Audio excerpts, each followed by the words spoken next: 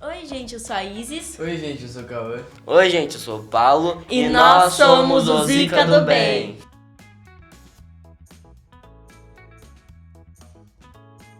Gente, vocês já sentiram que seus amigos te deixaram de lado?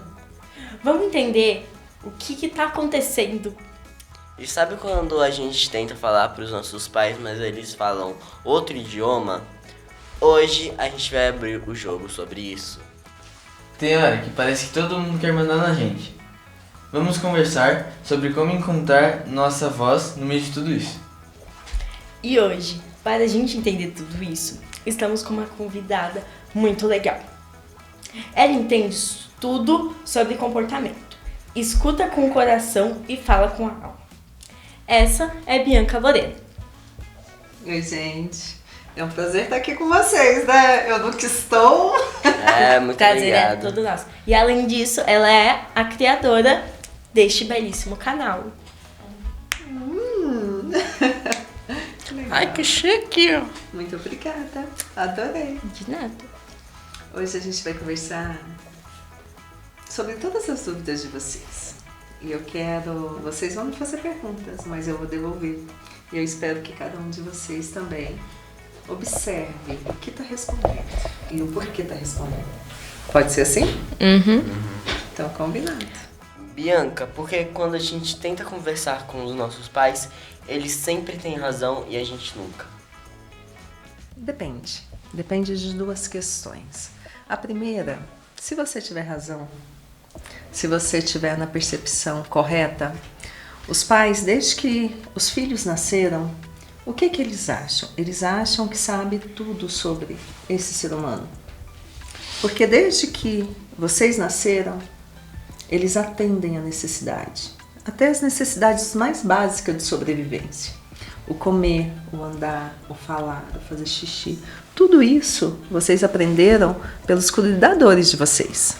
Então, o que na grande maioria os pais acham? Eles conhecem vocês como ninguém. E outra questão, a experiência, ela conta. Quando a gente vai aprendendo algumas experiências, isso faz com que a gente perceba coisas que dão errado e coisas que dão certo. Às vezes, os pais observam vocês e percebem o quê? Que vocês estão indo por um caminho que pode fazer o quê? Às vezes a gente pensa assim, razão.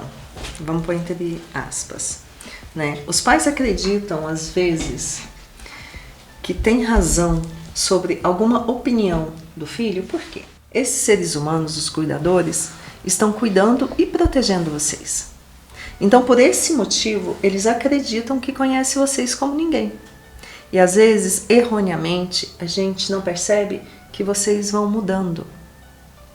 Vão mudando, vão criando e se tornando seres humanos.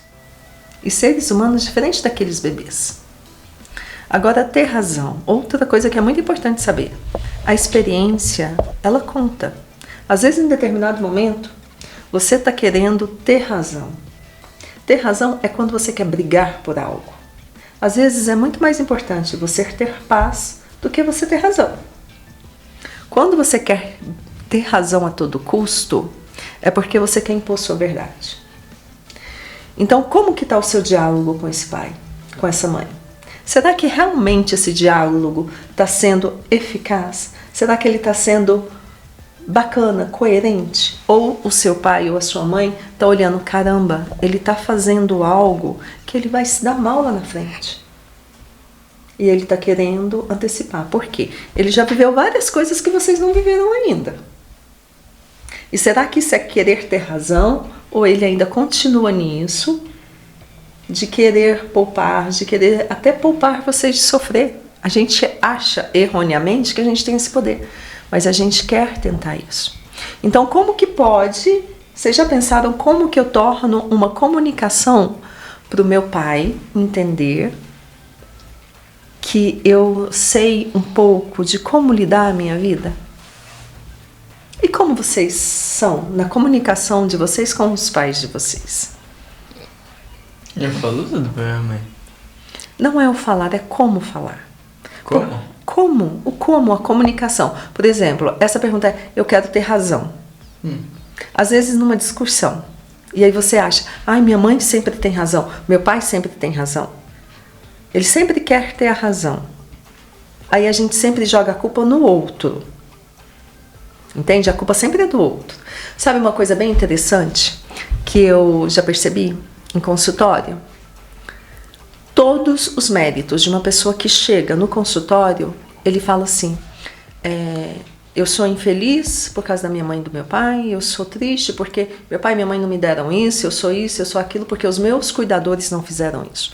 Tudo de ruim é responsabilidade dos cuidadores. E aí eu pergunto, mas e as coisas boas? E o seu sucesso, o mérito de você ter vindo até aqui? E a pessoa fala, é mérito meu. Será que é realmente isso? Entende? Os pais, eles não podem ter feito tudo que vocês queriam que eles fizessem. Mas a grande maioria dos pais estão tentando fazer o melhor que podem com tudo que eles têm na vida. E aí é isso. Esse é um dos motivos. E hoje uma coisa muito mais importante.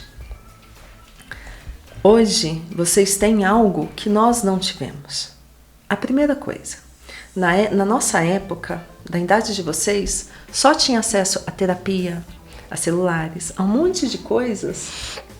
Pessoas que eram vistas como doentes, ou doido que precisava de terapia. Ou vários mitos, sabe, que na geração de vocês estão sendo quebradas. Então, olha que coisa incrível. Se vocês têm acesso a tudo isso hoje, com amor e carinho, como vocês podem contribuir para essa relação de pais e filhos ser muito mais duradoura, muito mais harmoniosa do que foi no passado. Entende? De vocês trazer com calma, com tranquilidade, com amor, com respeito. E explicar também. Pai, mãe, sabe? Você tá pensando assim, mas talvez que tal a gente pensar de uma maneira diferente? Mas de uma forma amorosa. Será que vocês já pensaram também por este caminho? Ao invés de cobrar sempre do outro fazer, o que vocês... Vamos voltar um pouquinho agora, pensar o que eu posso fazer. Como eu posso fazer para qualquer relação na vida de vocês ser melhor do que foi ontem? Tudo na vida tem dois lados. Vou contar uma história para vocês entenderem melhor. Eram 3 amigos. 3 grandes amigos, né? Um certo dia, um desses amigos, saindo de casa, na primeira esquina, encontrou com um amigo, né? Esse amigo estava muito bravo com outro amigo dele, porque os dois tinham brigado. E esse amigo, vamos pôr amigo 1, 2 e 3, né? Esse amigo 1 escutou o amigo 2, né? E esse amigo 2 estava muito bravo. Mas ele estava uma arara. Ele estava bravo, né? E o amigo 1 chegou a uma conclusão que realmente ele estava completamente certo de estar tão bravo com o amigo 3. E ele falou para esse amigo, nossa, concordo, você está muito bravo mesmo. Nossa, nosso amigo 3, realmente, você está coberto de razão com tudo que você falou. Passou 2 quarteirão, ele encontrou com o amigo 3. E aí o amigo 3 falou assim, nossa, o amigo 2, ele fez isso, ele fez aquilo outro, blá. O amigo 1 falou pro amigo 3, nossa, você tá coberto de razão. Do jeito que você tá vendo, realmente, você tá coberto de razão. Conclusão, o amigo 1 falou que o amigo 2 e o amigo 3 estavam cobertos de razão. Os dois estavam certos. Então eu quero perguntar para vocês, qual a verdade dessa história? Quem realmente tinha a verdade nessa história? O amigo 2 e 3, por causa que, na real todos, por causa que cada ser humano tem seu ponto de vista. Eles sempre se veem como os bonzinhos e os outros como vilões. Não importa o que você faça para a pessoa observar os atos que ela faz. Eu concordo com o Paulo. E é exatamente isso. Não existe uma verdade única no mundo. Existe ponto de vista. Então, sempre quem quer ter razão Sempre quem busca eu quero ter razão e não paz, está falando com o ego. Porque cada pessoa tem o seu ponto de vista. E se a gente respeitar todos os seres humanos do mundo, com cada jeitinho que eles são, o que vai acontecer? Vai ter um mundo melhor? Sem querer a gente mostrar a nossa verdade para o outro. Então, mas isso é novo. Foi isso que eu te perguntei anteriormente. Isso é muito novo no mundo, que está tendo essa abertura de diálogo, de um monte de coisa. E aí eu te perguntei o seguinte: com tudo isso que vocês estão aprendendo, será que vocês não podem melhorar a comunicação com os pais de vocês, com os amigos de vocês, com todas as relações que vocês tiverem, se vocês também levar um pouco disso, dessa paz, ao invés da razão? Conseguimos, claro. Também acho isso.